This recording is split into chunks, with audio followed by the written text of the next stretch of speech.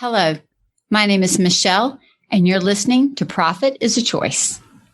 Today, I'm bringing you a replay of a podcast with Scott BeeBe. It was originally episode 34. Scott is the founder and head coach of My Business on Purpose and the host of the podcast Business on Purpose. He loves to liberate small business owners from the chaos of working in their businesses, and he really helps to get their lives back together by assisting them in articulating and implementing intentional vision, mission, values, systems, and processes. What Scott does and what I do are in such alignment that it was really just a fun conversation with so many things that I think we all have to think about. I originally named the podcast Building Heroism in Business, and I think you'll see why we need that to really bring our dreams to reality. Every day, empowered entrepreneurs are taking ownership of their company financial health and enjoying the rewards of reduced stress and more creativity. With my background as a financial software developer, owner of multiple businesses in the interior design industry, educator, and speaker, I coach women in the interior design industry to increase their profits, regain ownership of their bottom line, and to have fun again in their business. Welcome to Profit is a Choice.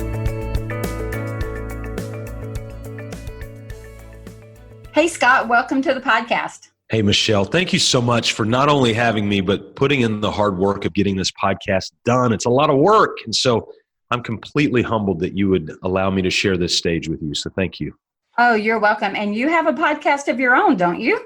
I do. Tell It's different than yours. So it's called the Business on Purpose podcast. I literally leave a client's conference room. I get in my car. I've got this cool little podcast app on my phone. And I do about 4 to 7 minute segments of exactly what just happened in that room. So it is real-time coaching for heroic small business owners. And it's basically as it's happening, just after I get done with it. So it's a little unique. It's not interview-based like this, but it does provide some ongoing coaching for people who just need those insights on a regular basis. Well, I think that's excellent. I'll make sure that I have a link to that in the show notes. So you do understand what it takes to do all these pieces and parts. And, it's funny. I have 2 older sons. They're in their 20s, and they've been making fun of me for the last few years. They're like, what does your mom do? And they're like, she plays on Facebook all day. And right. I don't, right? But in their mind, that's their joke to me, because a lot of what we do is digital or electronic or online, and they're constantly walking in. And I've got a couple of Facebook groups that I run for my industry. So I'm in there answering questions, and they're like, yeah, mom just plays on Facebook. That's all right. They'll learn one day. Let them get into their 30s, 40s, and 50s, and they'll figure it out. Oh, they absolutely know, but they just know that every time they say that, I look at them like, oh, I'm going to get you. And so they do it now just to pick on me. But that's great. So Scott, tell us a little bit about your business and what you're doing right now. We wake up every day. I tell people, Michele, Monday is my favorite day of the week. We literally wake up every day with one ambition, and that is to take these heroic small business owners that we have the distinct honor of being able to influence and liberate them from their chaos. So most of them we find are in some stage of putting out these kind of petty fires, and they're in some stage of chaos. And our aim, our goal, our success, our result is to liberate them from that and really install life into them. So how do you define a heroic small business as compared to just a small business owner? What makes them heroic? Well, we use that tag because the definition of a hero is somebody who makes courageous decisions and takes courageous action. And so we, a lot of times, and rightly so, think about military, think about first responders, and of course, that's a no-brainer. A lot of times, though, we don't think about small business owners. And they wake up and they've got to make tough decisions. We just had a business yesterday that they're bleeding money right now. Mm-hmm. They had to make the tough decision. It's a courageous decision, but it's a tough one, to let people go and admit to these people that because of their misappropriation of the administrative function of the business, they're going to have to let people go. And because they hired too fast, they're going to have to let people go. It's the right thing to do, but it's a hard thing to do. And frankly, it takes a little bit of courage to do it. So that's why we say that small business owners are heroes to us, and it's our privilege to be able to serve them. I would agree with you 100% in that. And I would even push back and say, I don't think it takes a little bit of courage. I think it takes a whole lot, right? I mean, certainly it can vary based on the task in front of us. But I shared with you right before we came on air that, my big push in the interior design industry and in the creative industries is for people to understand that they can understand their financials and that they can manage their financials and that they can have their financials and their company work for them instead of them working for the company. But that feels so overwhelming, like I'm certain, like the client that you just described, having to go in and tell your staff that you've got to provide layoffs. I was telling my son last night at dinner that when I worked corporate, I went through 13 layoffs before I got hit in 10 years. And back in the 80s and 90s, companies used that as a balancing tool, at the end of the year. Oh my gosh, we need to make more money, just lay everybody off. And then they would turn around and start rehiring the next year or hire them back as contractors or consultants. I mean, it was this weird thing, right? But it still is hard to go through it on either side. Either as the one who has to make the very courageous decision to rebalance the company or the one who's on the other side who's getting hit. So I do believe it takes a lot of courage to start a small business, to manage it and to manage it well and to do those hard things. So I love that you use that term. I may just have to start saying we're all heroic. Steal it. Our goals to be all yours. Anyway, right? Our goals to be heroic. Let me ask you this. So what kind of chaos do you mostly see in businesses? Because you made the comment about wanting to help them remove the chaos. I do similar on my side. What chaos do you see most often? Yeah, some of the biggest headaches we see, obviously, one that goes unnamed a lot is probably the most pervasive, and that is a lack of clear direction of where the business is going and where they're going. So that's one of the ones that we'll usually have to diagnose that is a lot of times without symptom. And so they'll come in and say, hey, by the way, there's an illness, a pretty big illness here, even though you feel nothing. Or you might feel a little lack of clarity or unfocus. Well, that's what this is. And so going back, you mentioned a word earlier, vision. We actually put a heavy, heavy priority emphasis on vision story.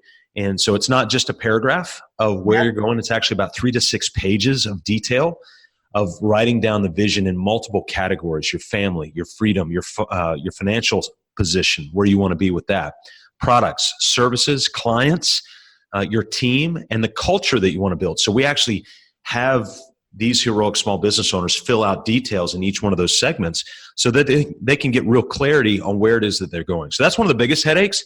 And I would say one of the other ones is, or two, I would say, and one you're going to obviously dive right in on it, and that's the idea of lack of cash profit. I'm not talking about the net income number. That's irrelevant to your day-to-day. Try to take that into your bank and ask to withdraw that from your bank account, and they'll just laugh at you. And so that's a piece of chaos that a lot of people swim in. And the other one, that probably the most symptomatic, is employees and having to kind of maneuver and work through the idea of team members, whether they be W-2s or 1099s or whatever, but just having to maneuver through that. So I would say those are probably the big three. Okay. It was interesting. I saw a quote yesterday. I'm trying to remember who it was by, but he made the comment to your point about looking at the net income on the profit and loss, that he said only looking at the profit and loss and not really watching the cash and managing the cash flow is like looking at all of the gauges on your car, but never stopping to fill up with gas. Yeah, that's a great point. And I was like, yes, it's like watching it and it's bleeding and then not doing anything to stop the bleed or to, put gas back in the car. So I thought that was really interesting, the way that he phrased that. And it made me think of it when you said it. I would tell you that I see the same problems and challenges in our industry.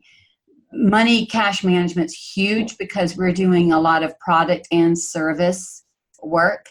And so, that definitely is big. But I would say vision as well, simply because a lot of people in our creative industry, they start their business without a full-blown business plan. And so what they do is they start because they have either a passion for something or they have a skill set and somebody says, hey, that's so great. Can you come do that in my home? Can I pay you for this? And so I started my first business that same way. And so I just started doing it. I didn't even know what it could be. So visioning, I couldn't, it was a struggle for me, if I am honest, because all I wanted to do was try to figure it out.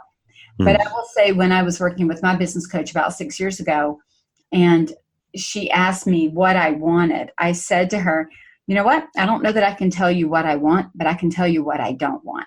And then when I started listing everything I didn't want, it highlighted what I did, right? Because it's usually pretty similar to the opposite. And then I started realizing if I could vision how I wanted to feel. So I have my clients do similar to you, is, look at all those categories. It's not just our vision is to have the best product and service in this industry, blah, blah, blah, blah, blah. I want to hear, how do you want to feel? How do you want clients to feel when they interact with you? How do you want your employees to feel, right? That's the culture piece. Yes. And really even if we are a business of one, I want to know, like you, when we started, you said, happy Thursday. I said, it's been a great Thursday, right? And I'm like you, I look forward to Monday, but it's because I'm building a business I love, not one I have to do. And that's because I am very clear on my mission and my vision. But I wasn't always there. Were you all? Did you have yours like right out of the gate, day one, I've got my clear vision, or did it take you a little time to work it out as well? So our kind of rule of thumb is that your vision story is never any more than 90 to 95% complete. And so when we started our business, I did start with a vision story, and it was a multi-page detailed vision story. Now, the other question is, does today look like that vision sounded 4 years ago? No. Does it look way different? No. There's still a ton of similarity into what I wrote down, because the subconscious is really bizarre that way when we start to write things down. Michael Gerber said in an email, if you don't write it down, you don't own it. Right. And if you want to go way, way back into Jewish antiquity and look at some of the Jewish literature, there's a great phrase that says, write the vision down so those who read it may run. So if you go back way before, kind of wisdom, civilization, and all that kind of stuff, they were writing things down. Why? Because once we write it down, something happens in the subconscious. We begin to kind of head that direction. And so, yes, we started our business with that. Does it look exactly like that? No. But we also review it once monthly, and we tweak it about once a quarter. Oh, I love that, because it gives you the flexibility. First of all, it gives you the freedom to do the dreaming, right? That visioning forward.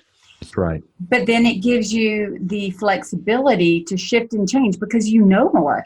I think that was my thing, is I thought when I first started that I had to lay out like this exact vision that I was going to be walking down, right? Like, here's the path, here's the road, here's every detour. And I couldn't do it because I didn't know enough. I just didn't know. But when I started writing down what I did know and what I didn't want, and then what I did want, it starts to kind of open up that realm of creativity where you can write it. I went back and found something that I had written back in 2009 and realized I'd already been doing that same thing for 7 or 8 years, right? Before I even realized, oh, wow, I'm actually already doing that. So that was really just a great, I would say, example of what you've said, is to just start writing. Yeah, you do. And now the hardest part of that is to set aside the time. It's to actually go into your calendar and go, hey, I'm going to take this 1 hour, follow kind of the Cal Newport deep work mindset, and I'm going to take the phone. And typically when I tell people they got to block time, what it means is I'm going to put this on the calendar, 9 o'clock on a Tuesday.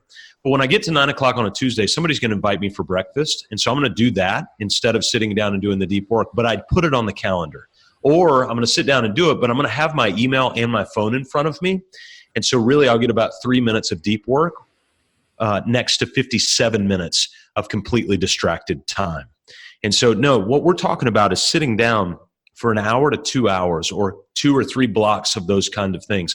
But distraction free. The phone does not need to follow you on your hip. It can stay out. The email, you don't even just have to minimize it. You can actually close it to where there's no notification. There's no nothing.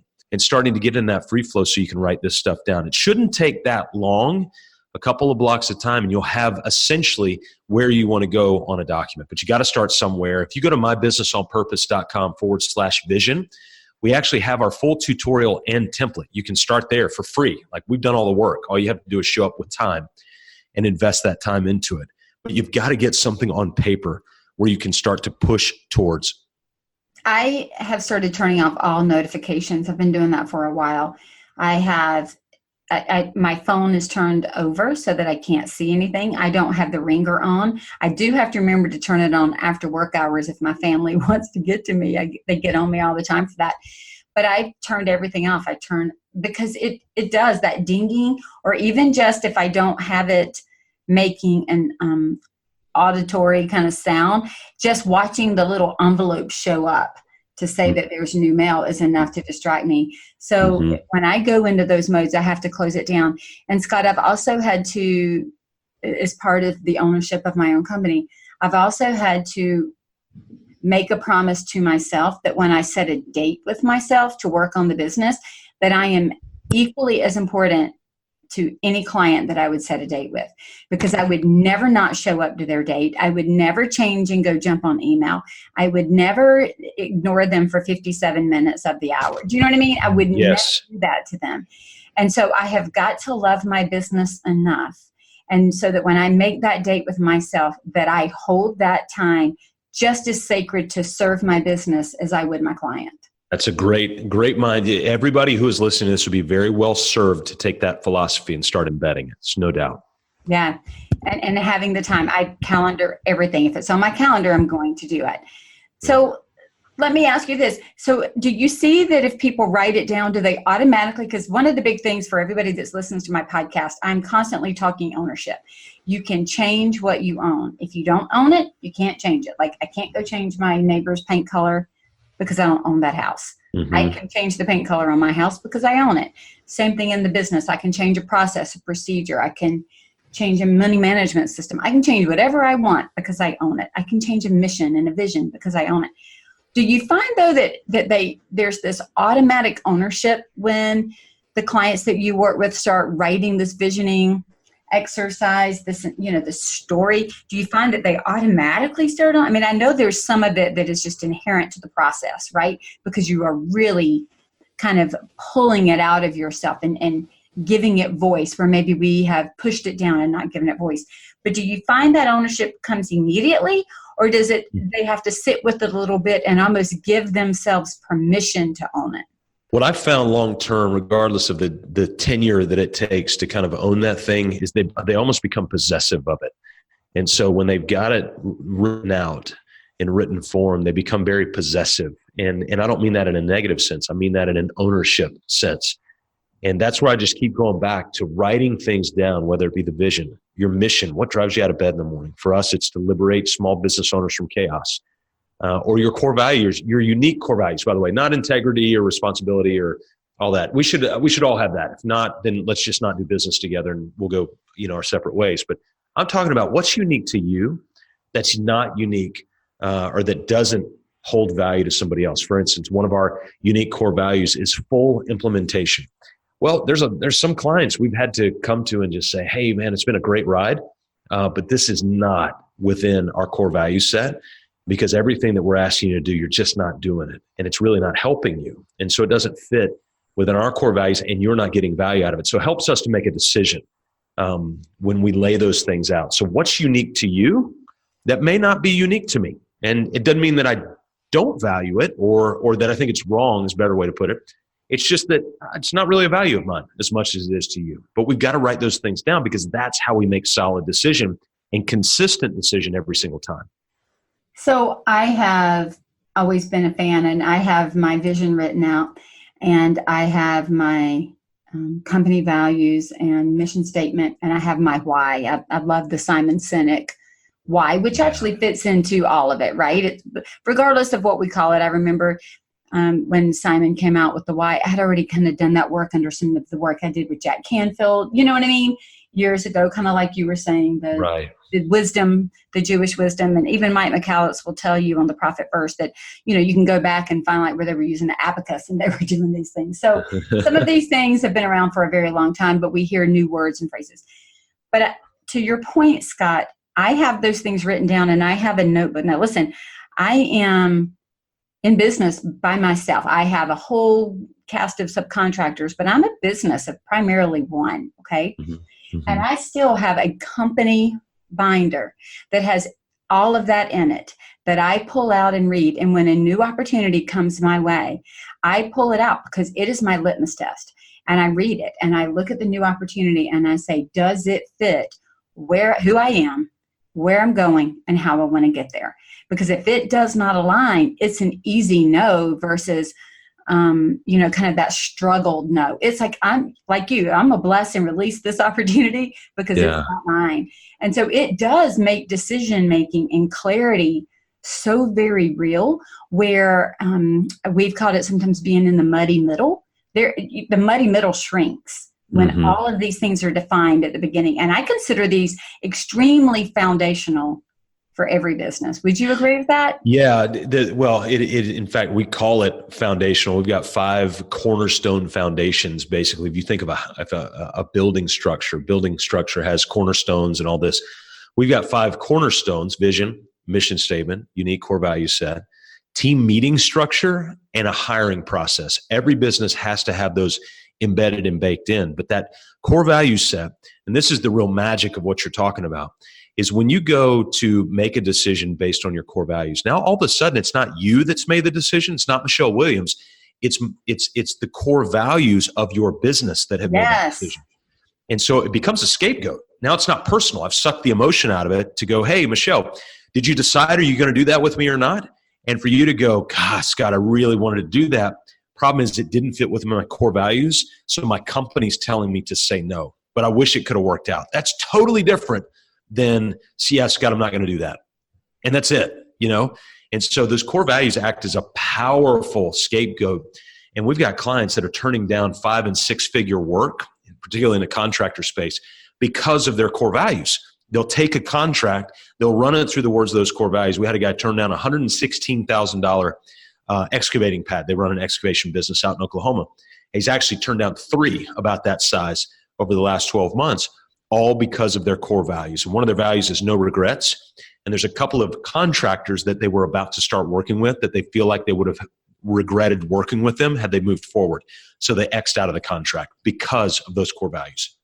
That is so very true. I remember even when I was just starting my business, and like I mentioned to you, I kind of started the way many do, in a very creative way. It's funny, the businesses I've started since then, I completely learned, put on my business hat and created a business plan, came into it with more of a vision and mission of what I was doing. But when I first started, I didn't have all that. I was just kind of doing the work. I was E-Myth. I was the baker, right? I was the one baking. Right. Versus owning the bakery. And so then I realized all of a sudden, oh snap, I own a bakery. What am I going to do? Right. And so I sat down and wrote it all down. And I'm telling you, it was like this immediate confidence that was built into me. Immediate.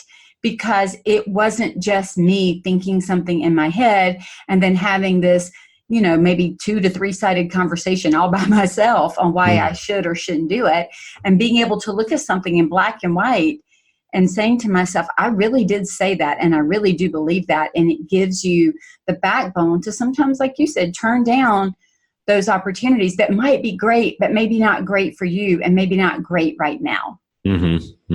Absolutely. No, it's been very freeing, not only for us, but for the people that we have seen install it. And so you do talk about business freedom to remove the chaos. How do you do that with your clients? What is it that you do? Do you go in and go, let's fire everybody? I know you don't do that. I'm just being facetious. But it's honestly the first time. Yesterday was probably the first time in a while that I've had to have that conversation with the business. It's a hard one, isn't it? Yeah, it is. It is, because it's real people. Now, at the same time, I also realized, I had Daryl Lyons tell me this one time, that at the moment that somebody is working with you, you are being used as a conduit for their provision. So that's great. That's, it's responsibility we feel and that sort of thing. But the moment that their performance is not aligning with your core values and the vision and the mission of the business, or if the market's not supporting it, there's a variety of different reasons, then you are no longer being used as the conduit for provision, but it's not your responsibility to set up future provision. And that's a real freeing thing. Yes. To feel that, even though you feel kind of the weight of having to, make those really tough decisions. So Yeah, but pragmatically, what we do is we realize that most small business owners, and this is not an offensive statement, it's just a true statement, feel like they're kind of in a business that's a house of cards. Like, please don't come take a look at the inside of my house, because I'm afraid you'll, either knock it over or you'll see that it's kind of a house of cards. And one of the reasons it's a house of cards is because most businesses are started with a product first mentality and not a vision centric mentality. And so what ends up happening is we've got to go back. So we kind of consider ourselves, there's a franchise foundation company called Ramjack. It'll come into your home, particularly big out in the Southwest, where they have foundation problems in the US. And they'll come into your home and they'll literally kind of jack your home up. They'll get under the surface of the home and kind of restructure it to jack it up. That's what we are. We're the Ramjack of small businesses, where we come in and frankly, you mentioned interior design. For me, I love interior designers, by the way. We've got a whole program devoted to architects and IDs. And so we love that space. We love that world. But as it relates to a small business, I am really very uninterested in, quote, and I'm using air quotes, the interior design of the business, right. Product packaging, marketing statements. Those are very important, by the way. We're just not interested in them because that's not our role. Our role is to come as Ramjack. I'm going to pull the sheetrock away. I'm going to pull the carpet up. And I'm going to get under the crawl space of your small business, because I've got to look at three major substructures. I've got to look at the foundational cornerstones, those 5 things I mentioned earlier. I've got to look at the concrete slab, which are made up of the ingredients of org charts, job roles, hiring, or weekly schedules, tracking dashboards, goal setting worksheets, all that kind of stuff goes into the mixed ingredient of that concrete slab. And then I've got to pull the sheetrock away, because we've got to look at the wall systems of your business. Most have 4: administration, operations, marketing, sales. And so, and some walls are more complex than others. And so we've got to pull back. And typically what we find when we pull back is, instead of studs every 18 inches, these 2x4s every 18 inches, shoot, on the sales wall, they might have 2 2x4s in the whole wall. And we've got to come back and go, no, we need to add some things there. We might go into the operations wall and go, hey, this wall is way overloaded. Yesterday, that client, they had about 15 products they were selling, and they were currently bleeding about 150% a month of incoming revenue. They were bringing in, it's a very, very small business, by the way. They just kind of came to me for some quick advice, but 10 grand a month is what they were bringing in, and they were spending 25. And so immediately, you could just see it. I ended up telling the owner that he was running a nonprofit. And he was the largest charitable donor, but and he got it. It made sense, but also realizing that wall structure is way too complex. We need to dumb that down and bring it down. We'll start to build out systems and processes around that. So that's where we geek out, is really around vision, mission, value, systems, processes, in those 3 major areas. It's funny that you say that. We had a house right as you come in our neighborhood, and right after our houses were built, we've been in ours 20 years, theirs started to sink.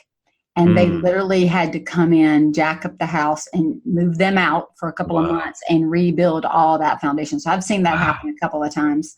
Oh my gosh. I've literally seen it.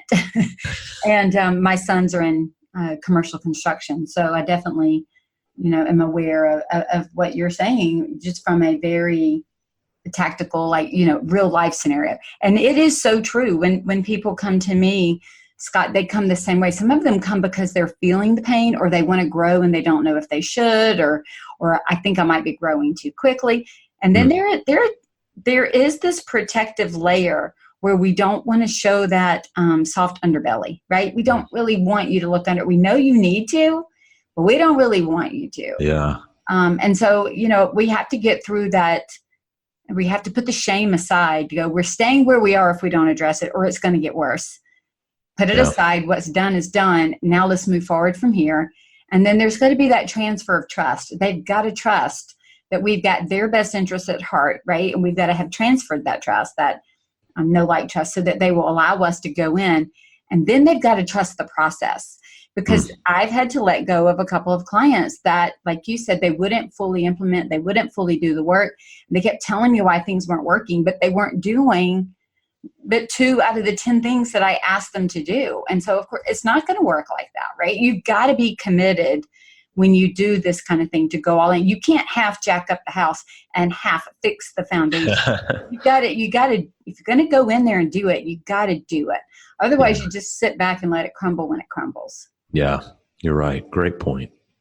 So part of what you share is when you talk about HR, can we talk about employees and delegating and hiring? Because I'm seeing a lot of that start being kind of a very common conversation in some of the companies that I'm talking to and that I see online.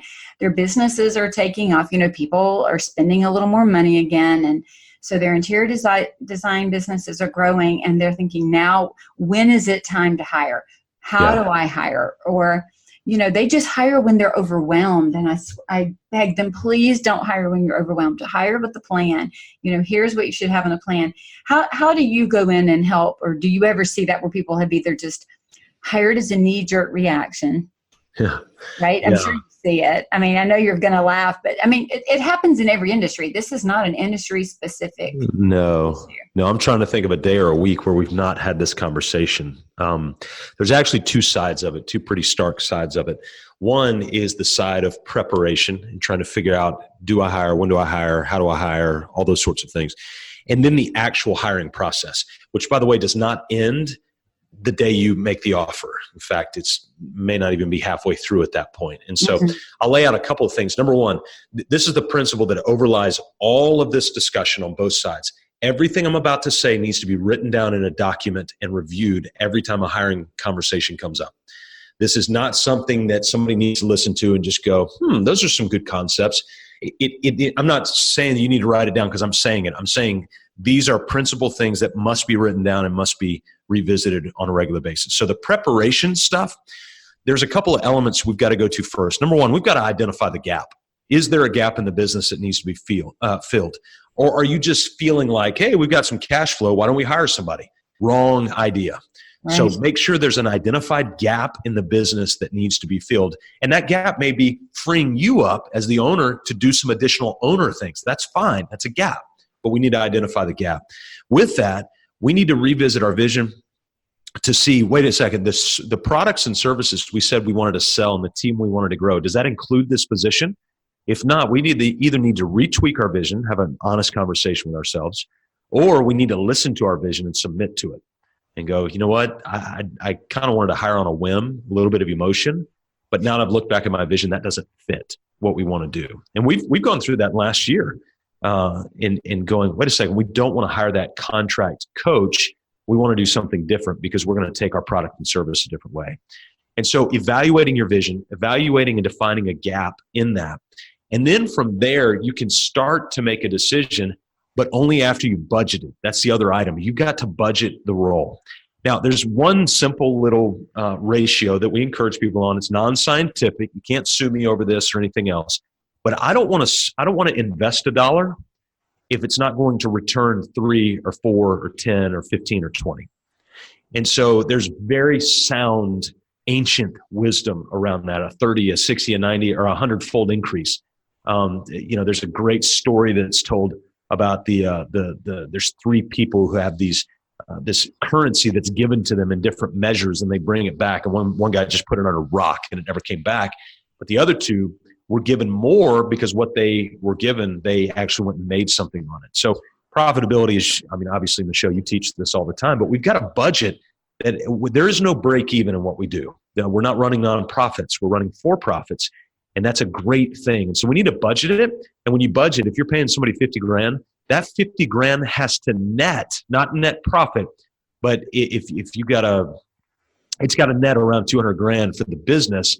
And if you've got a business with high cost of goods, like an interior design firm could have, because you buy a lot of materials. Mm-hmm. So let's say you're doing $1 million of total revenue, and your cost of goods is 50%. Well, your real revenue in classic profit first modeling is $500,000. And so if you're going to hire somebody for $50,000, that $50,000 is going to have to return about $200,000, which brings your real revenue up, if it's a new position, to about $700,000, which means they've either got to generate it or they've got to free you up to go generate that. And so that's what we've got to be thinking about there. So that's on the front side, Michele. Does that make sense? Oh, absolutely. And it's so interesting. There is a in the Bible, there is a parable told about the 30, 60, 90 and burying the talent. So you're right. It shows up in a lot of different places. And I think what I see is interior designers, they get overwhelmed because the amount of detail that goes into their job is overwhelming. It's like construction, right? There are details that have details that have details. And so there is this reaction of, I need an assistant, I need a junior designer, I need something. And I'm not saying that they don't, but they sometimes will hire that position, and then they come back and they'll say to me, oh my gosh, I'm making less money now. And I'm like, well, did you plan for that position to be income generating, to your point? Did you plan for them to be able to do billable work? Did you even give them billable work to do so that they could earn their own keep? And then they go, oh gosh. And so we'll even sit down and I'll say, like, how much are you paying them an hour? Okay, how much can you charge out for them per hour? So if they did 1 hour a week billable, they pretty much would pay for, X amount of time. Yes. Okay. So at 2 hours of billable work, they've paid for their time and they brought you in money. Yes. Okay. So what if they could bill 5 hours a week? And then they go, oh my gosh, that's how that works. Yeah. Yes. And they start to see, but sometimes they don't even realize that if they are hiring purely a support position, okay, so a non-income generating, 100% non-billable support position, it is, to your point, Scott, that they then can go earn the money to cover that person. So if they're not working more, charging more, having more billable time, it is just going to be a drain on the company. And so really thinking about all of those pieces, I love that too, the gap to be filled. I always say, are you hiring a warm body or are you hiring somebody to do a specific job? Because you need to know what it is you're bringing them in to do. And it really needs to be identified. And is it, to that point, is it a gap that needs to be filled short term or long term? Like, is this a short term issue that's just nipping at your heels? Or is this something that you see being a longer term, this is going to be with me all the time, so I need to solve it. And then being able to really think through should I hire the employee or hire the subcontractor? Kind of like your comment of going back to the mission vision, does this fit? Yeah, well, that leads to the second major section, and that's the actual hiring process. And once you've got those things laid out, to be able to sit and to go, okay, we're going to go through the recruiting process. We always recommend, by the way, not starting with kind of a general broad look for people, but instead what we want to do is we want to start with our network, and our network basically saying, hey, in our network, we are at a place where we are looking for this kind of skill set. Now notice, we don't start with the title. I'm not looking for a bookkeeper or a salesperson or a project manager or whatever. I'm looking for somebody with the capability of receivables, payables, and start walking through those traits. And with those traits, what ends up happening is you've got some real great clarity. So the person on the other end, because if I tell you I'm looking for a bookkeeper, and then I tell somebody else I'm looking for a bookkeeper, we're going to have two different definitions of what that looks like. And so we usually like to start with our network, and then from there go through this long process. And don't cheat this process. Number one, phone discussion. And I won't go into the details of each one of these, but phone discussion.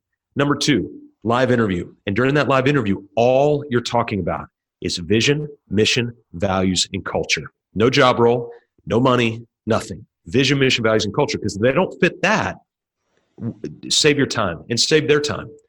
Then from there, what we want to do is you call them again. This is kind of, I guess, the third stage now, or the third step. Call them. Get them profiled, DISC, Myers-Briggs, Colby, I don't care what you do. Get them profiled so you have an objective measure of their personality, and then run them through a test project. You could do this later if you need to, but for instance, if you're hiring a bookkeeper, have them do an online something to reconcile fake bank accounts or something like that. Get them to do a project. The next stage is the second live interview, and that's where you'll actually have a conversation about the job role. The third is a lunch kind of with the team if you have one or whatever. And if it's virtual, then you obviously don't do a lunch, but you can be pretty informal. And what you're talking about there are everything you've observed through this process so far. And then the next one, if you can do this, is super, super helpful. And that's a spousal dinner where you go out to dinner with the spouse and you just kind of generally talk about things. And then your final meeting, I know it's a lot of meetings, it takes about 2 weeks if it's done right. Your final meeting is the offer. And you can go ahead and say in that fourth meeting or so, hey, kind of this is generally where it's going to come in from a compensation standpoint, things like that. So you can just kind of take this and generally say, but that last meeting is the formal offer. Once you've got that, now what happens is you're not done. Day one. And so now day one comes and you've got the entire onboarding process. And so all of that needs to be present when you're hiring, because if you don't want it to be daunting on the back end, then it's going to have to be daunting on the front end. You're going to get bit either way. Do you want to be in charge of the bite on the front end, or do you want the employee to be in charge of the bite on the back end? I have on episode 9 with Corey and Anthea Click, for anybody listening to this, they do a very similar process to what Scott just described. So if you want to hear how it works in their staging company, that would be another great podcast to follow up with after this one. But I agree with you. I just had this conversation earlier this week, Scott, with a client of mine who called me, and she'd been looking for a particular fit. And when she called, she was telling me about the skill set that this person had. And I'm listening to her. And we're also talking about a problem employee that she has. And the problem with the employee is not lack of skill set, but the employee, I don't think, has bought into the mission and vision of where the owner of the company is going. And the owner of the company had not really gotten the vision and mission very clearly defined, right? So they had hired for skill set and didn't have this in place. And so now they're running into the situation where they have somebody hired who does not want to fall in line and doesn't want to do what they need to do as far as where the company's going. And so when she called me to say, I've interviewed this other person, what do you think? And I pushed back and I said, you need to go back and talk mission and vision. Don't talk skill set. We'll get to skill set. I want to know, do they support the mission, the vision, and what is their character like? We can, for what you're talking about, we can train skill set, right? But I mean, they've got basic skills, so we can certainly train the rest of that. But I am not willing to help you train somebody who's not in support of where the company is going and the way the company is choosing to get there. It's great wisdom. Right? So it's the same thing that you're saying. And it's because all of those steps were not put into place in advance. And it does take intentionality. I think if I would say anything about what this entire podcast says to me, and the discussion that we're having, Scott, is that this is about intentionality and ownership. Owning the mission, owning the vision, owning the forecasting, owning the budget, owning the hiring process, and being very intentional with all of it. So this is not playtime, right? This isn't like, well, I don't like it on Monday, I'll change it on Tuesday. This is being very thoughtful, because people's lives are being impacted both internally and externally. If you have somebody that you're interviewing and you would not let them speak for the company and you would not put them in front of anybody and you don't want them to tell anybody where they work, that should be a red flag, right? Yeah. And I see people almost kind of taking a deep breath and swallowing hard and like making an offer as if they are forced to. I'm like, you're not. Spread it out. Take a little bit longer, right? What did they say? Hire slowly, fire fast. Yeah, there's wisdom in the cliche. I mean, there is wisdom in the cliche. There really is. So I love how you have all of that. But that is a lot of meetings. Do you get a lot of pushback on that? I could see a lot of pushback coming from that. Oh, of course. Yeah. And in fact, I just got pushback yesterday morning. We've got a construction company here locally. They do about $25 million in annual revenue, and they just went through a pounding headache because a team member just left. And when we walked through the process, we just refined their existing process a little bit. And I'm like, man, this is going to take forever. And I walked through and I said, let's take your statement and let's find out how long it will take. And so it was 14 days that this process would take. And I said, is it worth it to help stave off the headache that you just went through? Is 14 days worth it? And they're like, yeah, it's a no-brainer. Okay.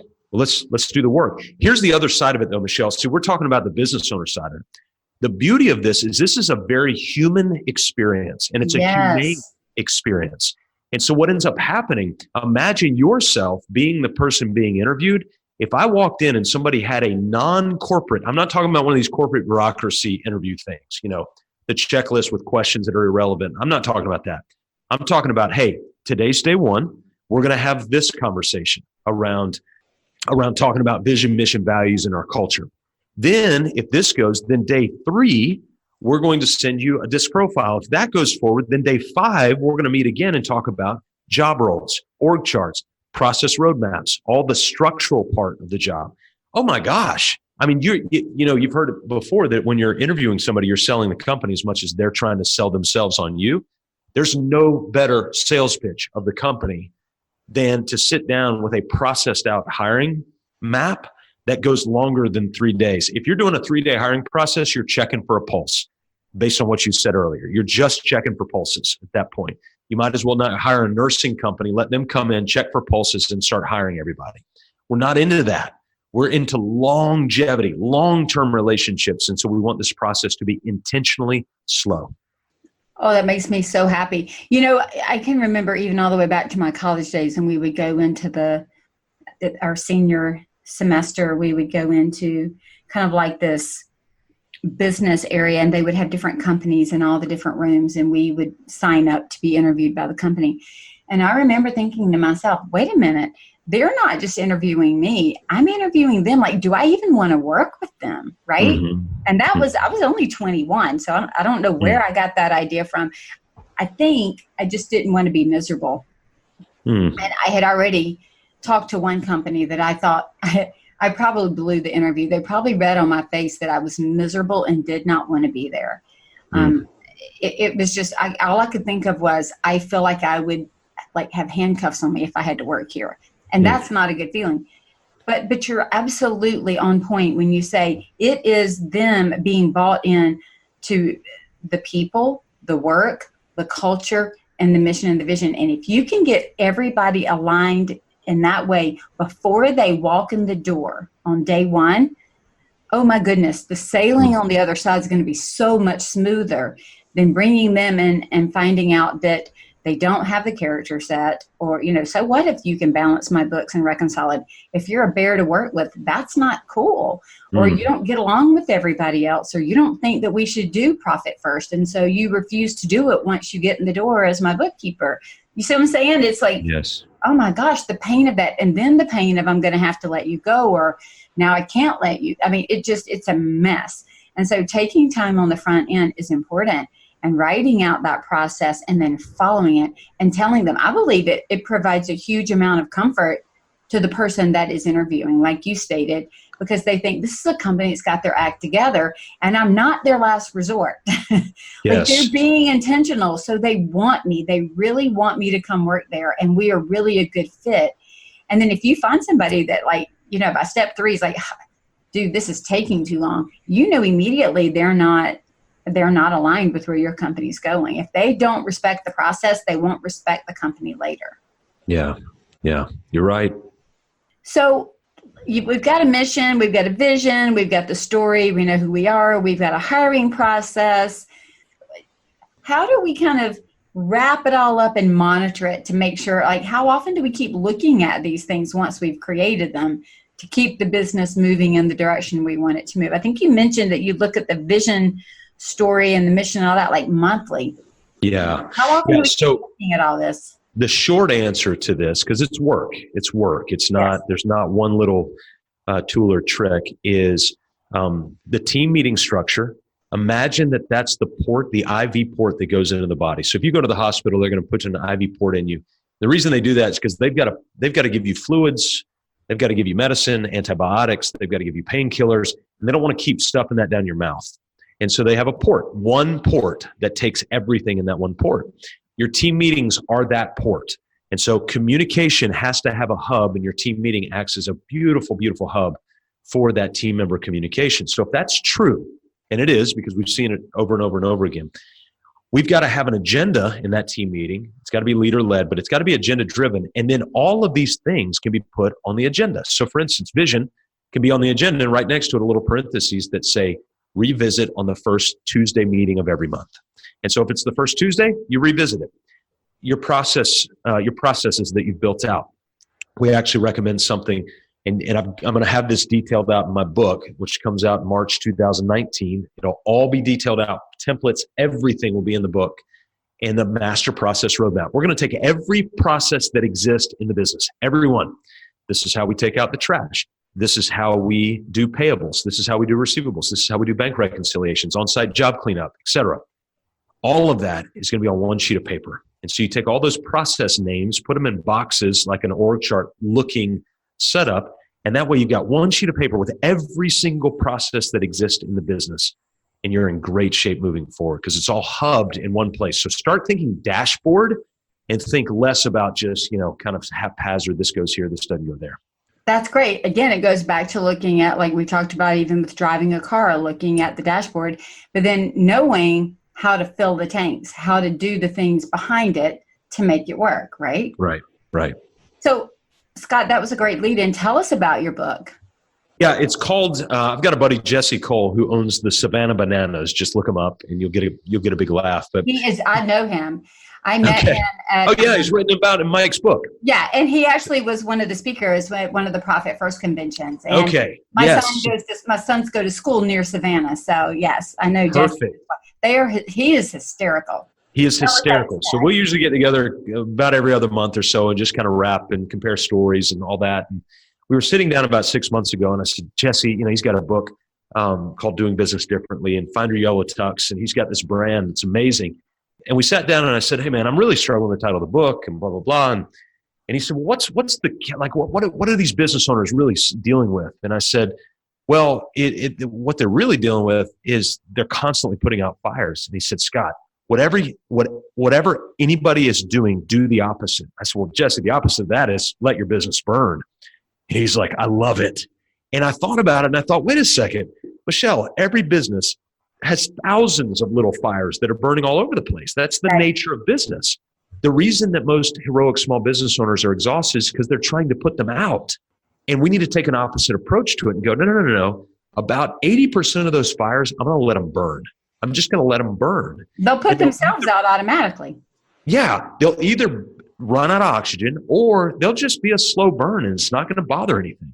Mm-hmm. And so that's what the entire book is about, and it's literally what it walks you through step by step. It is my coaching in a binding. That's what it is. And so we've literally taken everything and put it in there.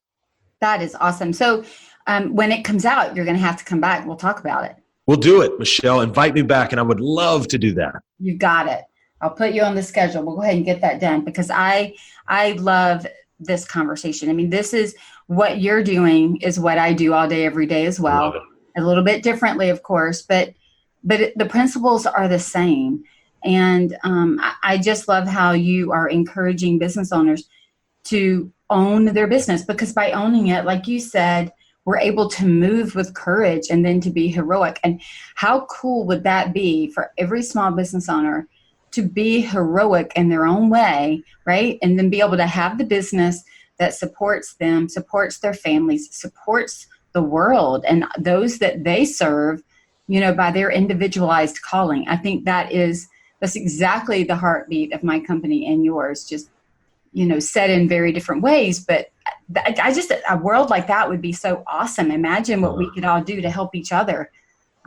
If we ran the business and didn't feel exhausted at the end of the day, or like the fire got so close that it burned our feet and singed our hair. That's not cool. That's good metaphor. Right? My husband used to, I'll clean it up, but there's a saying in Texas that says, the clean version is put out the fire closest to your boots. Yes. And so, don't stop and try to put out a fire that's 3 miles away. Put out the one that is literally about to catch your whole body on fire. Yeah. And sometimes we don't focus on the ones that are close to us because they seem so big and overwhelming and daunting. And we go spend our time putting out that little fire that's a slow burn 6 miles away, that the wind's not even moving in our direction because it feels tiny and manageable. And so I'm with Jesse. I like the title of the book because we can choose to let some things go and focus on the things that are closest to our boots. Exactly right. Well, Scott, as we wrap up, tell us where we can find you online.